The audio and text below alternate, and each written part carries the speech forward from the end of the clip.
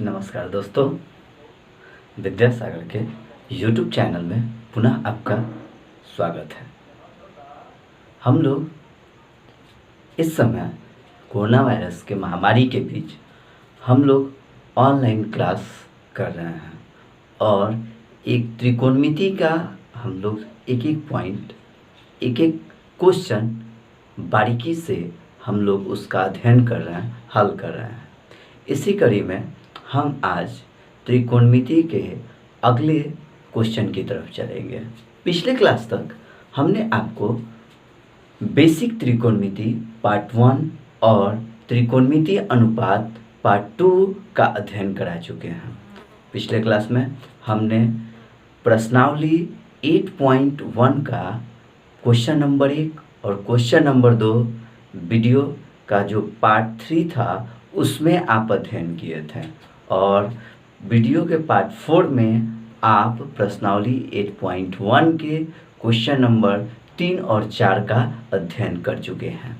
उसी कड़ी में आज हम लोग 5वें क्वेश्चन का अध्ययन करेंगे। आप लोग देखिएगा और उसको समझिएगा।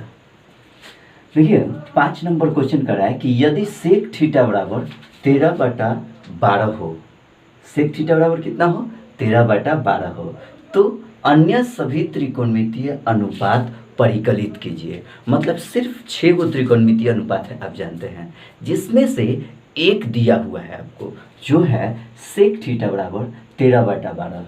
तो बाकी जो 5 गो त्रिकोणमितीय अनुपात है उसे ज्ञात करना है आपको। तो सेक थीटा बराबर 13/12 है।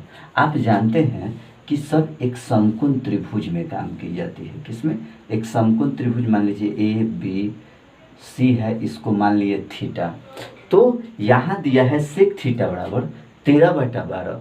इस तरीके से सेक थीटा बराबर आप जानते हैं सूत्र होता है h/b, h/b यानी कर्ण, मतलब इस सामने वाला कर्ण अब बटा आधार। कर्ण बटा क्या होता है? आधार होता है। इस तरीक़े से हम लोग इसका सूत्र जान रहे हैं। इसमें आप देखिएगा, हम आपको पिछले क्लास में भी क्वेश्चन में बताए थे कि जब भी ऐसा दिया रहे तो आप जानते हैं ये बट्टा में दिया रहता है अनुपात में ये, तो हम इसको x के रूप में मान लेते हैं। तो देखिए h ये 13 है, तो h बराबर 13x, b 12 है, तो b बराबर 12x। तो आपको हम बता चुके हैं पाइथागोरस प्रमेय से कि इसमें जो अगर h है, कोई p है, कोई b है, तो हमको h और b मालूम है, तो p बराबर सूत्र होता है √h² minus b², √h² minus b²। अब यहाँ पर h का मान कितना है आप देखिएगा स्टूडेंट, आप देखिएगा आप लोग अच्छे से। h का जो मान है 13x है, तो यहाँ पर h की जगह पर हम 13x भर दिए, तो 13 का स्क्वायर, तो 13 का स्क्वायर माइनस b की जगह पर कितना है 12x, तो यहाँ पे 12x का स्क्वायर। 13 का स्क्वायर होता है 169 और x स्क्वायर माइनस का माइनस।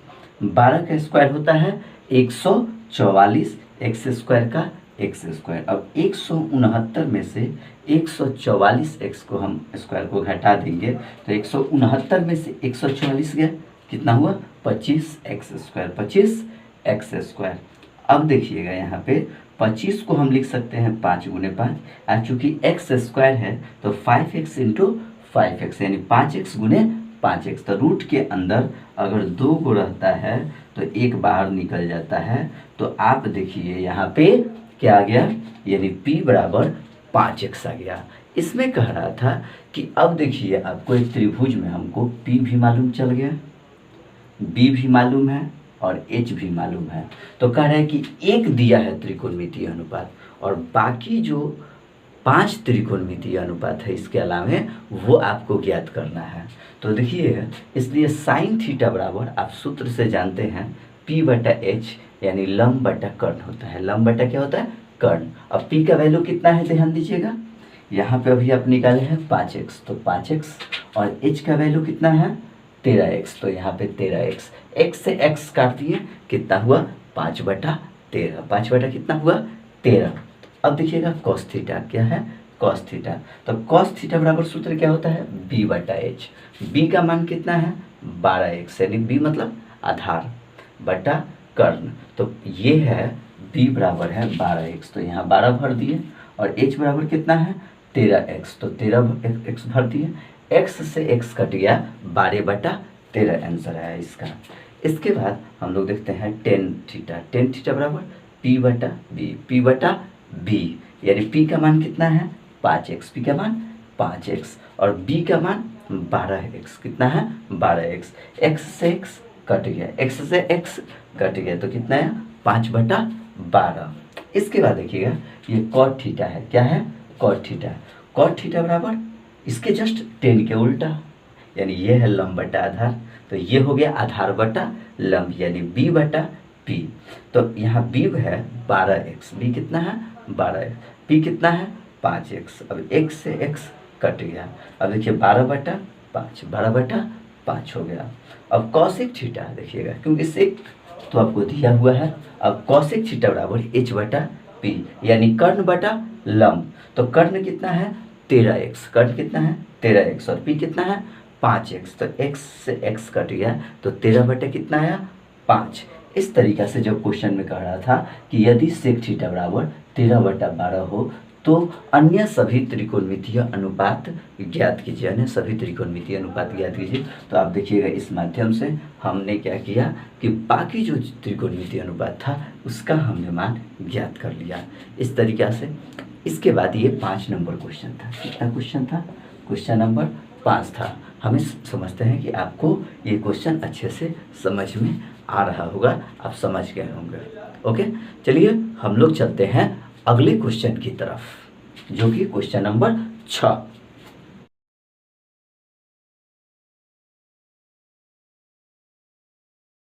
हम लोग देखे हैं क्वेश्चन 5। इसके बाद हम लोग ये क्वेश्चन जो 6 है, यह भी क्वेश्चन 5 से भी आसान है। थोड़ा सा आपको समझना होगा, थोड़ा सा आपको गणित का साधारण ज्ञान होगा, तो आप क्वेश्चन 5 को के बाद क्वेश्चन 6 को आराम से इसको समझ जाइएगा। ये बहुत आसान है, केवल आपको समझना होगा। देखिए कह रहे हैं कि यदि कोण ए और कोण बी न्यून कोण हो, जहाँ कॉस ए बराबर कॉस बी, कॉस ए बराबर कॉस बी ध्यान रखिएगा दे चुका है, तो दिखाइए कि कोण ए बराबर कोण बी। मतलब देखिए एक त्रिभुज कोई है जिसे हम मान लेते हैं यहाँ ए बी और सी, कोई समकोण त्रिभुज है। अब यहाँ समकोण का रिपीट नहीं किया है तो कोई हमसे भी कह सकता है कि आप समकोण कैसे ले सकते हैं, तो इसके पीछे रीज़न है। क्यों? क्योंकि यहाँ पे कॉस ए और कॉस बी आपस में बराबर है। तो जब कॉस ए और कॉस बी बराबर जब होगा तो वह तभी होता है जब आप त्रिकोणमिति में आगे जानिएगा कि जब यह दोनों जब बराबर होंगे, यानी कि सेम जब वैल्यू होगा, दोनों की जब बराबर होता है, तो कॉस ए जो है और कॉस बी है ये कब बराबर हो सकते हैं आप जानते हैं, तो जब इनका मान 45-45 होगा, तो 45-45 जब ये हो गया 90, तो ये अपने आप 90 हो गया। तो दिया हुआ है कि कॉस ए बराबर कॉस बी, तो कॉस का सूत्र आप जानते हैं, यहाँ ए की बात की गई है, तो ए मतलब ये कोण, तो कॉस के जो बगल वाला जस्ट भुजा होता है ये आधार होता है, और कॉस का सूत्र होता है आधार बटा कर्ण। तो ये जब आधार हो गया तो यह क्या हो गया कर्ण हो गया, यह कर्ण हो गया।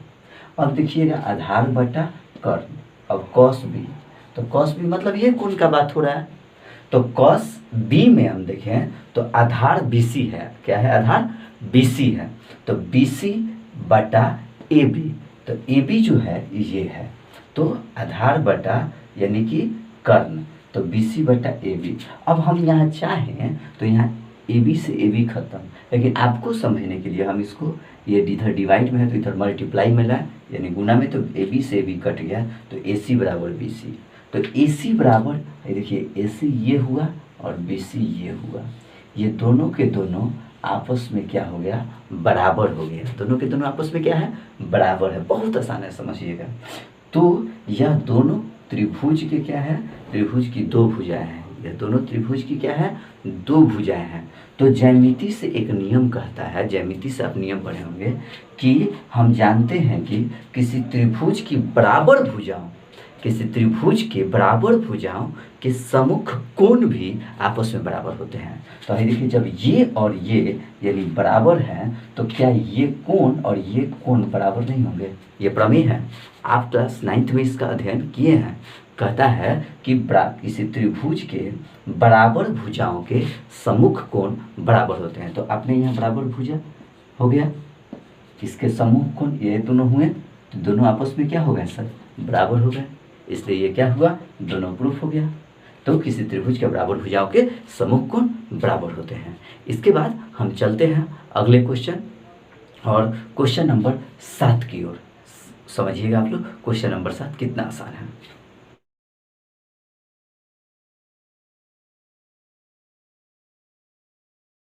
देखिए, अभी तक हम लोग समझे हैं क्वेश्चन नंबर 6। अब हम लोग क्वेश्चन नंबर देखेंगे 7।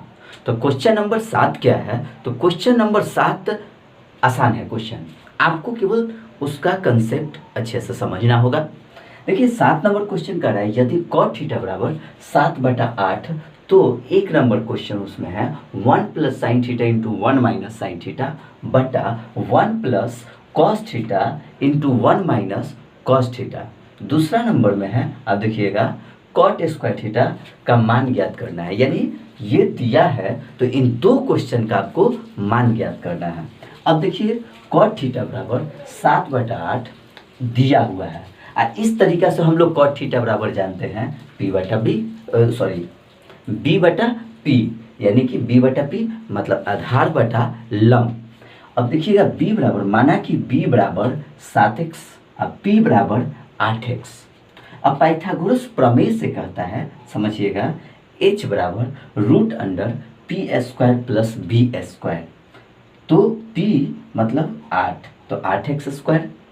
यहाँ पे देखिए, b 7x², 8 का स्क्वायर 64x², 7 का स्क्वायर 49x², √64 और 49 113x², √113x। ये आपका h का मान निकल गया। किसका मान निकला? h का मान निकला। p और b का मान पहले से हम जानते हैं। अब इसमें देखिएगा, हमको साइन है और कॉस है, तो साइन का मान हम निकाल लेते हैं और कॉस का निकाल लेते हैं। तो साइन बराबर p/h, तो p का मान आप जानते हैं 8x और h का मान √113x। तो x कट गया, तो 8/√113, क्योंकि 113 का वर्गमूल नहीं निकलता है। अब देखिए, b/h, तो b मतलब 7x और √113x, तो x कट गया, तो 7/√113। अब आप कहिए कि यहाँ पे cot, तो cot का तो हम तो मान जानते ही हैं 7/8, इसलिए हम cot का मान नहीं निकाले हैं। लेकिन अब देखिएगा, क्वेश्चन नंबर 1 देखते हैं। 1 + sin थीटा 1 - sin थीटा और 1 + cos थीटा 1 - sin थीटा। तो आप एक फॉर्मूला पढ़े होंगे, शायद आपको याद होगा, a + b into a - b बराबर सूत्र होता है a² - b²। ये आप पढ़े होंगे। तो देखिए, a + b a - b, तो a² - b²। यह भी हो गया a + b a - b, a² - b²। अब 1 का स्क्वायर 1, और साइन थीटा का मान यहाँ निकाले हैं 8/√113, उसका मान साइन के जगह पर रख दिए। फिर नीचे 1 का 1, और cos थीटा का मान कितना निकाले हैं? तो 7/√113, यहाँ पे रख दिए आप 7/√113। अब देखिएगा, 1 का 1, 8 का स्क्वायर 64, √113 का 113, 1 का 1, 7 का स्क्वायर 49, और √113 का √113। अब भिन्न का जोड़ घटाव करेंगे, आप घटाव जानते हैं, तो इसके नीचे कुछ नहीं है, तो 1 छिपा है, इसके नीचे कुछ नहीं है, तो 1, तो 113 और 1 का एलसीएम 113। 1 से भाग देंगे 113, 113 से गुना करेंगे 113, 113 से भाग देंगे 1, 1 से 64 में गुना करेंगे 64, फिर 1 और 113 का एलसीएम 113, 113 एकम 113, 113 एकम 113, 1 एकम मतलब 1 से 49 में गुना करेंगे 49। अब 113 में से 164 घटाएंगे तो 49 आएगा, और 113 का 113, फिर 113 में से 49 घटाएंगे तो 64 आएगा। 64 बटा 113। अब डबल बट्टा जब चलता है तो नीचे वाला पलट जाता है, तो ये तो ऐसा ही रह जाएगा 49 बटा 113 और गुना 113 बटा 64। 113 से 113 कट गया, 49 बटा 64। यहाँ पर ये आंसर आपका फर्स्ट का आ गया। अब कोई कोई कभी कहता है कि सर आप इतना लंबा इसको प्रोसेस क्यों बनाएं, इसका फॉर्मूला है और इसको आसान तरीका से बन सकता है। लेकिन आप जान लीजिए इसके पहले तक 8.1 तक आपको इस जो फार्मूला बताया गया वही है, वो सब फार्मूला बाद में आता है। वो हमको भी मालूम है कि इसको कैसे आ जाएगा। जैसे कि कभी कभी लोग इसको क्या करता है, ऐसे हल कर देगा, x² minus sine s theta का होल स्क्वायर बटा 1 का स्क्वायर माइनस कॉस थीटा का होल स्क्वायर हल करेगा और कहेगा कि देखिए सर क्या हो जाएगा 1 माइनस साइन स्क्वायर थीटा बटा क्या 1 माइनस कॉस स्क्वायर थीटा। अब कहेगा कि देखिए sir 1 minus sine square theta एक सूत्र होता है कॉस स्क्वायर थीटा और 1 माइनस कॉस स्क्वायर थीटा सूत्र होता है साइन स्क्वायर थीटा। अब कहेगा कि देखिए सर कॉस थीटा बटा साइन थीटा का होल स्क्वायर। अब ये कॉस थीटा बटा साइन थीटा का सूत्र होता है आपका कॉट थीटा का होल स्क्वायर। अब कहेगा कि इसको हमें निकालने की ज़रूरत नहीं थी, कॉट थीटा का मान पहले से दिया है 7/8, तो 7/8 का होल स्क्वायर हम कर देंगे, आ जाएगा 49/64। देखिए यहाँ पर भी 49 बटा क्या आया था 64, तो ऐसे भी आ जाएगा। तो जब ऐसे निकालेंगे हम तो हमको ये सारी चीज़ें इतना बनाने की हमें ज़रूरत नहीं पड़ेगा। ये बिना बनाए ही हम डायरेक्ट ये बना सकते हैं और ये बना सकते हैं। वो तो देखिए वो ऐसे बनाएंगे तो ये तो इतना ही में हो जाएगा। सिर्फ हम यहाँ से ये चलें और यहाँ आंसर आ गया और ये चले ये आंसर आ गया। दूसरा का में देखिए क्या है, कॉट स्क्वायर थीटा का मान निकालना है 2 नंबर में। तो कॉट स्क्वायर थीटा बराबर 7, तो कॉट थीटा का मान कितना है 7/8, तो स्क्वायर 7 का स्क्वायर 49 और 8 का स्क्वायर 64। तो ये तो आ गया। तो यह तो इतना ही में ये और ये एकदम डायरेक्ट हल हो जाएगा अगर ऐसे हल करें। लेकिन क्या ये सब सूत्र आप जानते हैं क्या? अभी तक आपको ये सूत्र पढ़ाया गया है क्या? नहीं पढ़ाया गया है 8.1 तक। इसलिए आपको ये लॉन्ग प्रोसेस ही बनाना आपके लिए सबसे महत्वपूर्ण है। समझ में आया? तो आप हमारे हर एक वीडियो को देखें। आपका ये NCERT प्रश्नावली 8.1 समाप्त हुआ।